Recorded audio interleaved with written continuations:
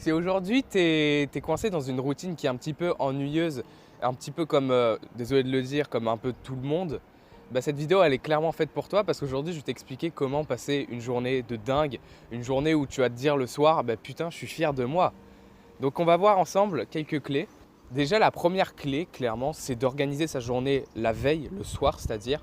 Comme ça, le lendemain, tu as pas à réfléchir à ce que tu vas faire. Et je sais pas si ça t'arrive à toi, mais moi le matin quand je me réveille, clairement, je suis, comment dire? Je suis plombé en fait. Genre je suis limite saoulé. Du coup, c'est mieux de le faire la veille et comme ça, le lendemain, si vraiment tu as des choses à rectifier, tu peux le faire le matin.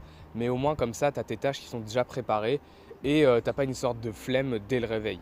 Et en plus de ça, bah, tu es plus discipliné parce que tu sauras que tu auras organisé quelque chose et ça te forcera plus, comme si tu t'étais engagé la veille à organiser ta journée du lendemain. Et si tu veux être encore plus malin que ça, vraiment place ta tâche la plus importante là où tu auras le plus d'énergie. Moi, c'est le matin par exemple, même si en ce moment je me lève pas vraiment très tôt. Mais en tout cas, au réveil, généralement, on est plus frais que le soir quand on a fini sa journée et que limite des fois on est épuisé. Si par exemple tu travailles ou moi par exemple là je fais des balades en vélo en ce moment, le soir clairement j'ai envie d'être tranquille. Et bah, ça peut être n'importe quel moment tant que tu as de l'énergie à ce moment-là. Il y en a qui vont préférer travailler le soir, il y en a qui vont préférer travailler, je sais pas moi, bah, le matin du coup, ou l'après-midi justement, au moment de la digestion, ce qui n'est pas mon cas.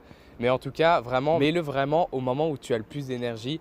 Comme ça, bah, tu travailleras avec plus d'efficacité et vraiment tu seras productive. Tu sais, c'est pas travailler juste pour dire que tu as travaillé. Si je travaille le soir, moi clairement, les résultats ils vont être moyens. Ce que tu peux faire en second temps, si par exemple tu n'es pas habitué à organiser ta journée, c'est de trouver un moyen de rester plus engagé.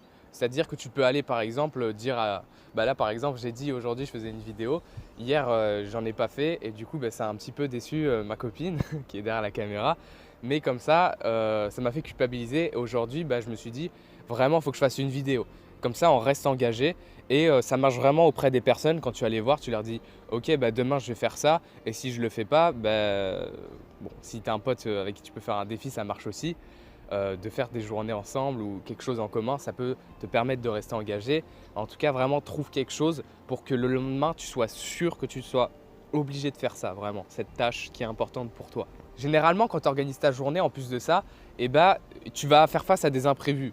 Moi, mes imprévus, ils sont tout pourris, hein. C'est clairement, moi, je sais pas, avant, quand j'étais chez mon père, c'était je dois tourner une vidéo et là, en fait, je dois aller chercher les courses dans la voiture. C'est pourri, mais ça dépend de chacun et tu auras toujours des imprévus dans tous les cas. Et la grosse erreur que je faisais, clairement, c'est de me décourager, de me dire oh putain, j'avais un truc à faire, fait chier. Bah là, je me suis loupé. Bah du coup, je fais plus la fin de ma journée. C'est clairement ce que je faisais. Vraiment, fais pas ça. C'est une mauvaise idée.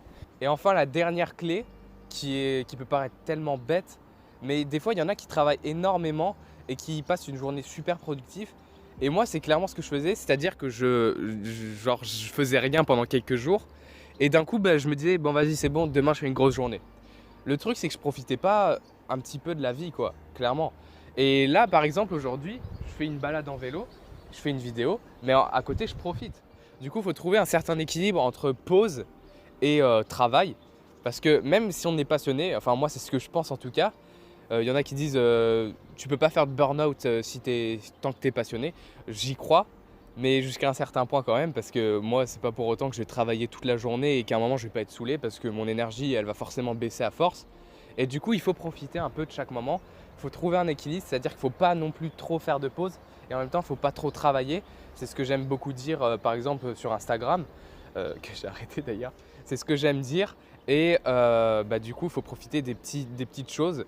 Ça peut être à ton échelle par exemple, moi c'était un moment sortir juste le soir pendant 15 minutes après avoir fait une bonne journée. Ou alors des fois ça peut être entre chaque petit temps de travail, tu mets une pause. À chaque fois ça peut être 15 minutes et ça peut être bénéfique. Il y en a qui préfèrent faire gros trucs, pause et ils retravaillent. Et il n'y a pas forcément besoin que ce soit payant de s'offrir des petits plaisirs. Là par exemple, si je fais du vélo, c'est gratuit. Et il y a des paysages magnifiques. Là par exemple, là, ça s'appelle un lac. Non, c'est le Cher. On est devant le Cher là. Et du coup, bah, on profite quoi.